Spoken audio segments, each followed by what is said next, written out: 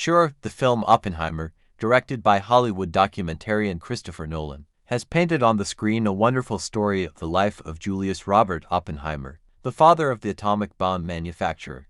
This exciting film seeks to present a view of the life of this great scientist. A part of his story is inevitably left behind in the twists and turns of history. Using his cinematic techniques, Nolan takes us to a mysterious and complicated world of adventures and the behind-the-scenes development of the atomic bomb in this film. Combining historical evidence and his strong narrative style, he portrays a fascinating perspective on Oppenheimer's efforts and difficulties in inventing this devastating weapon. During the making of this film, Nolan used a lot of historical sources and described the tragedy and influence of this character in world history.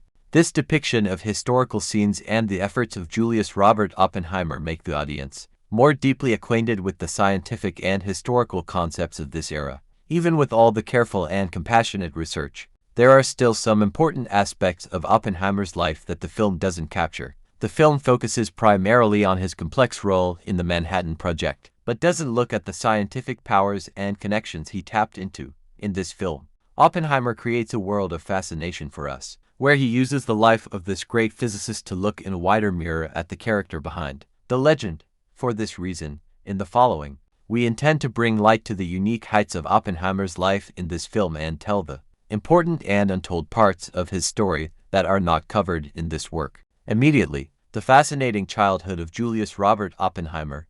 Imagine that one day in Manhattan, on April 22, 1904, Julius Robert Oppenheimer was welcomed into the world with his younger brother, Frank. He took advantage of the wonders of this lively city as a child and teenager of Jewish descent. Ella and Julius, wonderful parents, created a very free and cultural environment for them. These children played in the streets and lived with love and art. His principles and values gave him a beautiful upbringing. Julius's father came to America as a penniless immigrant and started life by working in textile mills. Over time, he became a successful entrepreneur and had a great influence on his family. In fact, the story of Oppenheimer's life is a behind-the-scenes story of family success in America. Even if the film Oppenheimer did not focus on this part of his life, we can add some things to our information. This golden period of life postponed everything and opened the world to new scientific insights. The so-called Julius Robert Oppenheimer story is one of these episodes that was supposed to be clarified from our unknown and fascinating perspectives. Oppenheimer and his brother experienced a world of wealth and opportunity. The full life and culture that formed around them in childhood and adolescence led Oppenheimer to higher education and, besides, provided him with unparalleled opportunities for travel and experience. They grew up in luxury apartments filled with valuable works of art such as Van Gogh, but they were still familiar with the world of comfort. After their father's death in 1937, they inherited an impressive $4 million.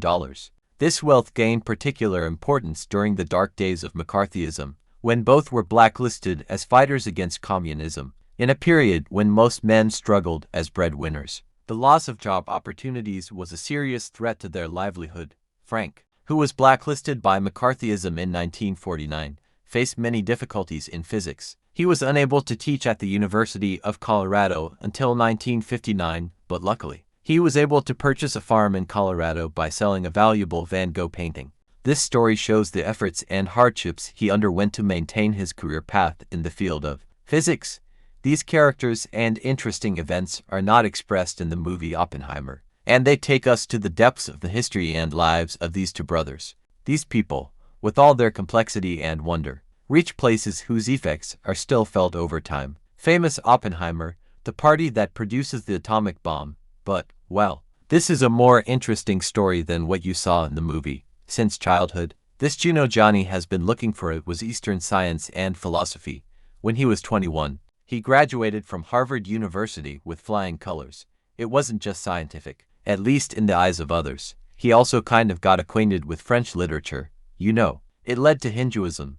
He became interested. He even learned Sanskrit so that he could read religious texts like the Bhagavad Gita in the original language. Of course, his beliefs about the same things did not change. You know, here is a heartbreaking sentence from him. I have become death, the destroyer of worlds. This sentence is taken from the Gita. Even though it has faced the protest of Hindus, You know that Oppenheimer's film recommended that we look at a complex world full of mysteries and charms in his life. But well, I don't know why more interesting stories related to different cultures are not shown in the movie. For example, in his childhood, he lived in a very stylish house, and his father was a creative and handsome immigrant. Or even look at the rich suffix they have.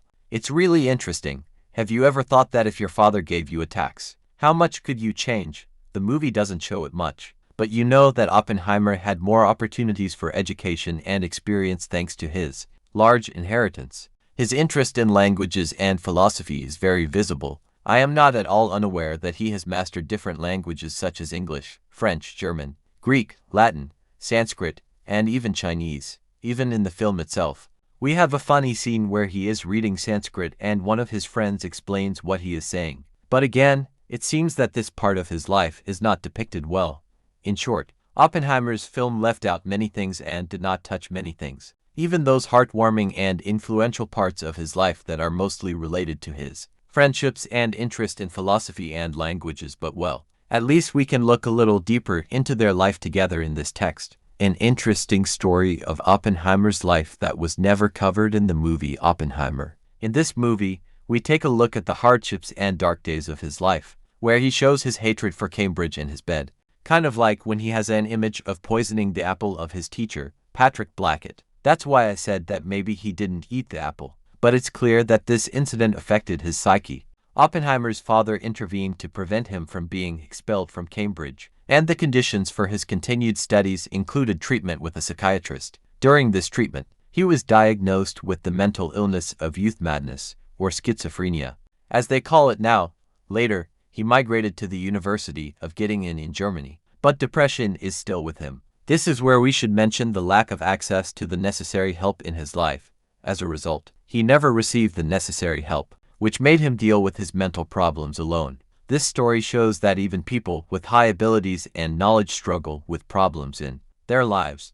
These parts of Oppenheimer's life, which we don't see in the movie, show that the life of a famous person may be far from expectations in terms of spirit. Dear friends, let me tell you this fascinating story of Max Born's life. Max Born, J.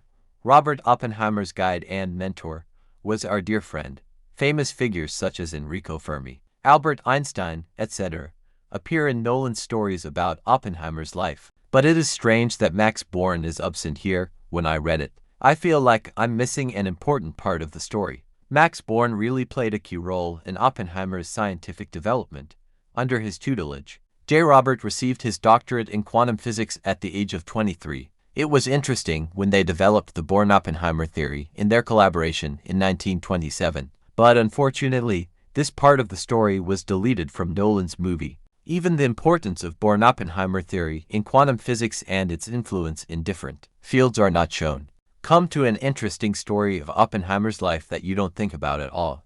Yes, we take that part of Oppenheimer that is often forgotten but very fascinating and spectacular. Of course, we usually refer to him as the father of the atomic bomb, but that is only a small part of his achievements. This is not a short story in itself because Oppenheimer was influential not only in the Manhattan Project but also in various scientific fields. Although he is more famous for his work on the Manhattan Project, his research and discoveries in theoretical astronomy, quantum mechanics, and nuclear physics are also very important and interesting.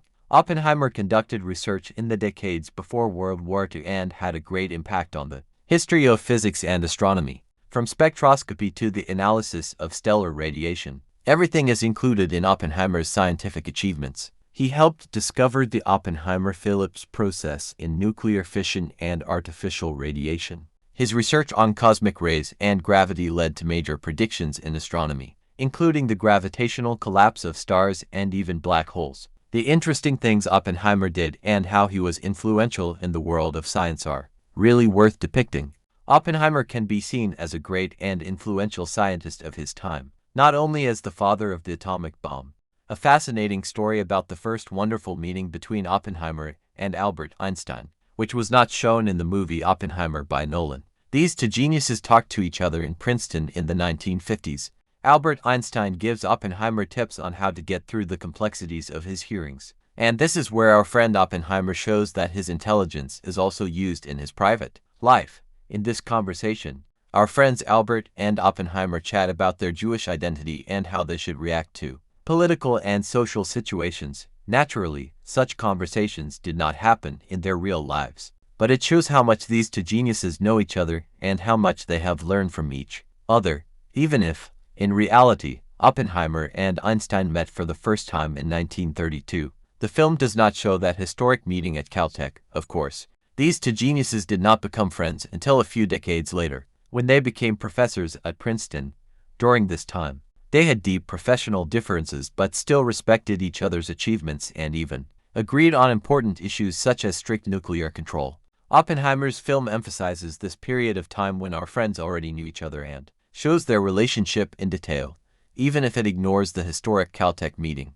It all began with a trip to New Mexico in 1921, when Oppenheimer, still a young lad of 17, decided to escape a brutal bout of colitis. This trip changed his life and introduced him to a completely different world.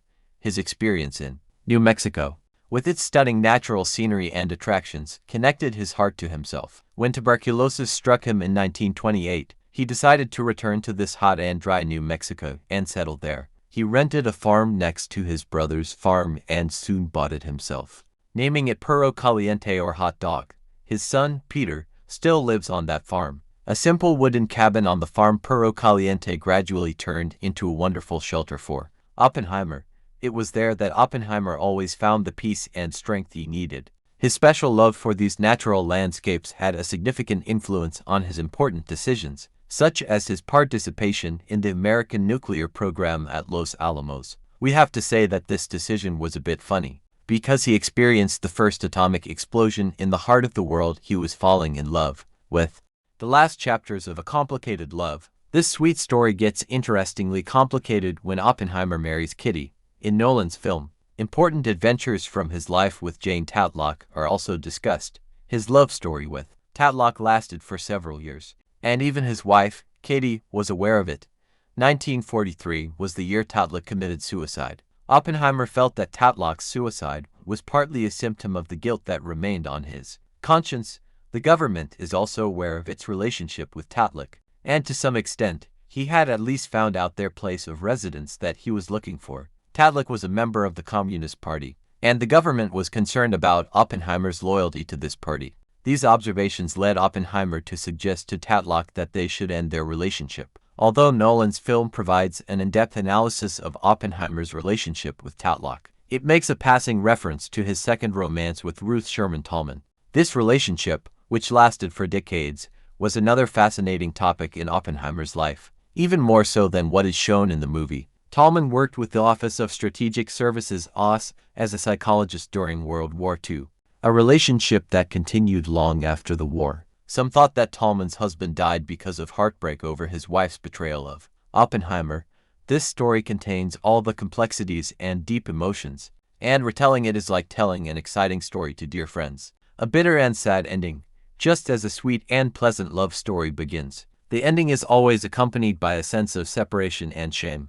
On February 18, 1967, in the city of Princeton, New Jersey, this story also ended. Oppenheimer, that amiable scientist and lover of science, passed away at Princeton University due to the rapid deterioration of his health. He died at the age of 62, just 2 years after being diagnosed with throat cancer. People who were close to him have seen this dignified lover of anthropology who, with all his efforts and advances in science, managed to destroy himself. His incessant smoking, a habit he had not lost for a long time in his life, probably played a role in the rapid progression of the disease. It is said that he smokes more than he eats. Rumors even say that the father of the atomic bomb used to smoke up to 100 cigarettes a day. Although Nolan's filmmaking did not go into the details of Oppenheimer's death, we all know that this great figure broke through into our world in 1967. The tree of knowledge that he planted with his hard efforts no longer produces new leaves, but his endless shadow over human civilization still enjoys immortality.